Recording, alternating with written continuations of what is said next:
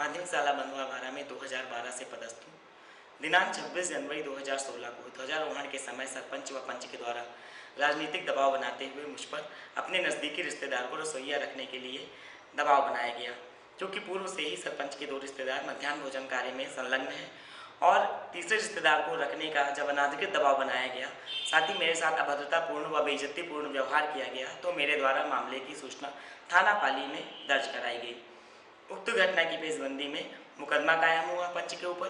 और सरपंच द्वारा राजनीतिक दबाव बनाते हुए छात्रों को शाला आने से रोका गया।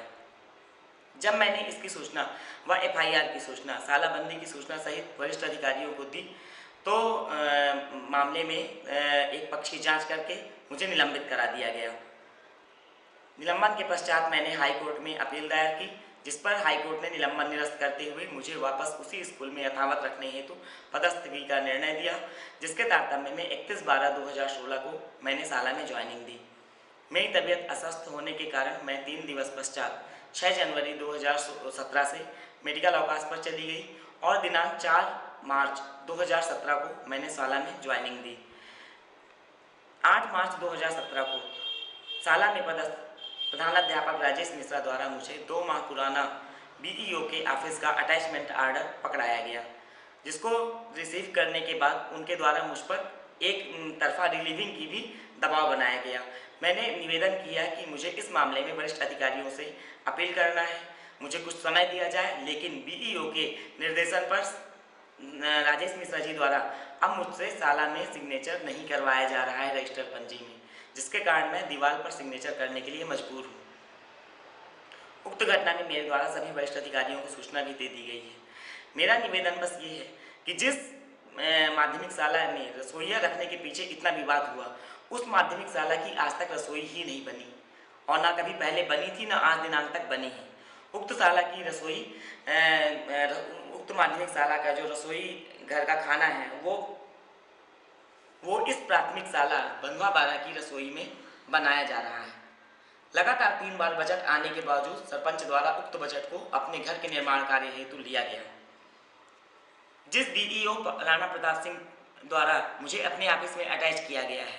उन्हीं BEO के द्वारा मेरा निलंबन अवधि का जीवन निर्वाह भत्ता 1 रुपये भी मेरे खाते में नहीं डाला गया, जबकि शासन द्वारा निर्देश था। मेरे निलंबन आदेश को निरस्त होने के बावजूद भी अब 2 माह बीत गए हैं, तब पर भी 16 माह से लगातार मेरी वेतन आज दिनांक तक मुझे प्राप्त नहीं हुई है। इस मामले में BEO पाली द्वारा मुझसे लिखित में NOC चाहिए गई कि क्या निलंबन अवधि में मैंने कोई अन्य व्यवसाय या कोई कार्य किया है। जब मैंने इस संबंध में NOC दे दी कि मेरे द्वारा कोई अन्य कार्य या व्यवसाय नहीं किया गया, उसके बावजूद भी आज दिनांक तक मेरी वेतन नहीं दी गई। कलेक्टर व कमिश्नर से भी बार बार लिखित व मौखिक मैंने निवेदन किया। कमिश्नर साहब से भी 2-3 माह पूर्व लगभग मैंने लिखित में मजदूरी करने की अनुमति भी मांगी, परंतु मेरा दुर्भाग्य ये है कि मुझे मजदूरी करने की भी अनुमति नहीं मिली है। ऐसी स्थिति में अब मैं आर्थिक प्रताड़ना से जूझ रही हूँ। BEO द्वारा मेरा वेतन भुगतान के लिए 80,000 रुपयों की मांग की गई है, चूँकि मैं बीमार हूँ और मैं आर्थिक तंगी से जूझ रही हूँ। ऐसी स्थिति में मैं 80,000 रुपये देने में असमर्थ हूँ। इन्हीं BEO राणा प्रताप सिंह द्वारा सितंबर 2016 में जुलाई अगस्त के 2 माह कार्यरत कर्मचारी अतिथि शिक्षक, जो कि 76% से पास आउट थे मेरिट सूची में, जिनका दूसरे नंबर पर नाम था, उनको हटाकर सरपंच की ननद ओमवती वर्मा, जो कि 46% से 12वीं पास हुई है, उसको नियुक्ति करने का आदेश जारी किया गया और राजकुमार द्विवेदी द्वारा काफ़ी शिकायत करने के बावजूद भी उक्त मामले को आज तक दबाया जा रहा है और मेरे विरुद्ध जितनी भी जांच हुई, आज तक मेरा कहीं भी पक्ष सुना नहीं गया। हर मामले में एक पक्षी कार्यवाही कर एक तुगलकी आदेश जारी कर दिया जाता है, कभी यहाँ अटैच कभी वहाँ अटैच। शासन मुझे ये बताए कि मेरी गलती क्या है।